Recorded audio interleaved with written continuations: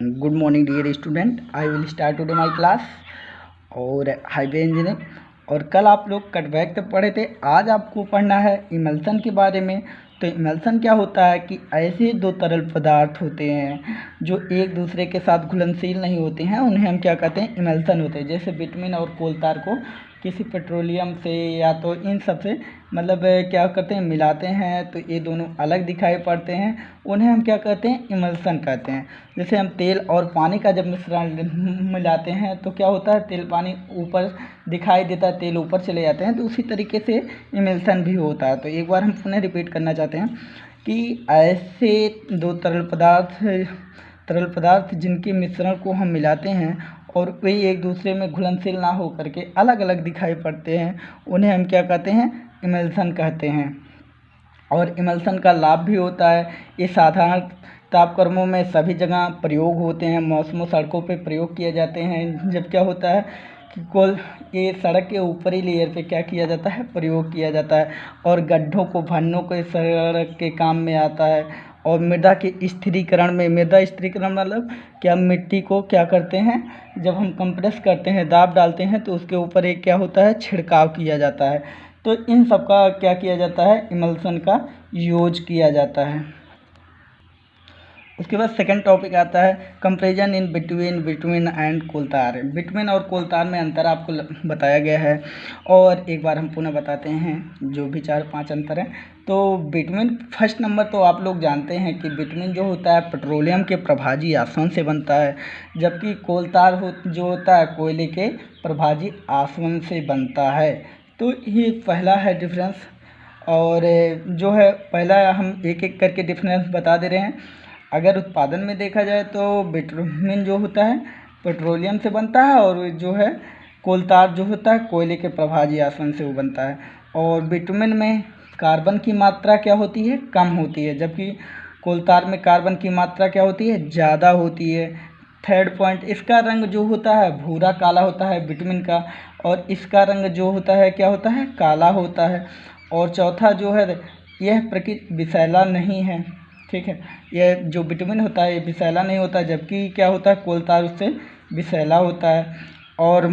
और जो है प्राइस अगर देखा जाए, मूल्य अगर देखा जाए तो ये महंगा भी होता है, जबकि कोलतार इसके अपेक्षा क्या होता है, सस्ता होता है। और इसको जो है ताप को, कम ताप पे विटामिन को क्या किया जा सकता है, गर्म किया जा सकता है, जबकि कम ताप पर ही ये क्या होता है, पिघल जाता है और यूज करने लायक हो जाता है। जबकि हम क्या करते हैं, कोलतार को क्या होता है, कम ताप पे वो क्या होता है, गर्म नहीं होता है, इसलिए उसे ज़्यादा तापक्रम की आवश्यकता पड़ती है। उसके बाद अगला पॉइंट हमारा डियर स्टूडेंट्स आता है हीटिंग बिटुमिन एंड कोलतार, ठीक है।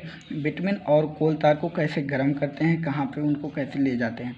तो बिटुमिन और कोलतार को जो है हम उनको ठोस ही ले जाते हैं, ठोस में रहते हैं, अर्ध ठोस सप्लाई किए जाते हैं, क्योंकि उनकी विस्कोसिटी कम करने के लिए इसको क्या करना पड़ता है, गर्म करना पड़ता है।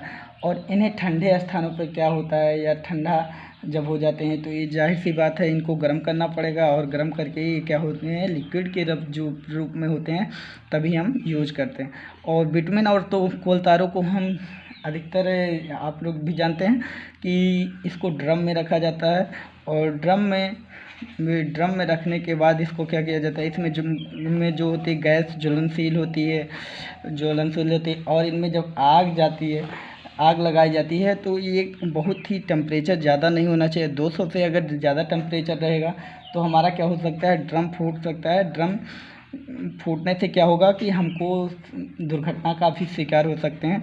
तो इसको बात को केयर करते हुए हमको 200 से कम ही पर टेम्परेचर पर इनको गर्म करना चाहिए, जिससे।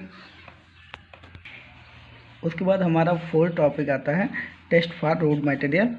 तो रोड मटेरियल का टेस्ट किया जाता है और उसका परीक्षण किया जाता है, क्योंकि आप लोग जानते हैं। अब आगे की टॉपिक है नेसेसिटी, मतलब आवश्यकता। क्यों किया जाता है, क्योंकि जानते हैं हम अगर इन सबको अगर टेस्ट नहीं किया जाएगा, रोड का टेस्ट नहीं किया जाएगा, जो हमारी सॉइल है उसका टेस्ट नहीं किया जाएगा, तो रोड ज़्यादा दिन तक नहीं चलेगा, क्योंकि वो दब सकता है और ख़राब हो सकता है। तो या तो बहुत ज़्यादा गर्मी है, तेज़ वर्षा है, बारिश है, ठंड है, तो इन सब के लिए क्या किया जाता है, रूट का टेस्ट किया जाता है। और इनके टेस्ट करने के लिए 2-4 विधियां हैं आपका, जैसे CBR टेस्ट हो गया, और मृदा का टेस्ट है, अपरूपण सामर्थ्य परीक्षण होता है, बियरिंग टेस्ट हो गया। तो इन सब का क्या किया जाता है, टेस्ट किया जाता है। और इन टेस्टों को जो है किया जाता है अलग अलग तरीके से किया जाता है। तो हम कल टेस्ट के बारे में एक एक करके, और कल आप लोगों को CBR टेस्ट बताएंगे, CBR किस तरीके से, CBR टेस्ट कैसे होता है, उसके बारे में थोड़ा सा आप लोग पढ़िएगा। और जितना पढ़ा रहे हैं आप, नोट्स भी आपको भेजा जा रहा है डेली का डेली। आपको 5 चैप्टर का नोट्स मिल गया है, और कल CBR टेस्ट होगा। उसके बाद जैसे ये चैप्टर ख़त्म होता है तो 6 चैप्टर का आपको नोट्स मिलेगा, और नोट्स मिलने के साथ साथ और उसके बाद आपको पढ़ाया जाएगा। तो आप डेली पढ़ते रहिए, और इस तरीके से अगर कोई प्रॉब्लम हो तो आप क्वेश्चन पूछ सकते हैं। आप लोगों को मेरा नंबर भी पता है। Thank you for class.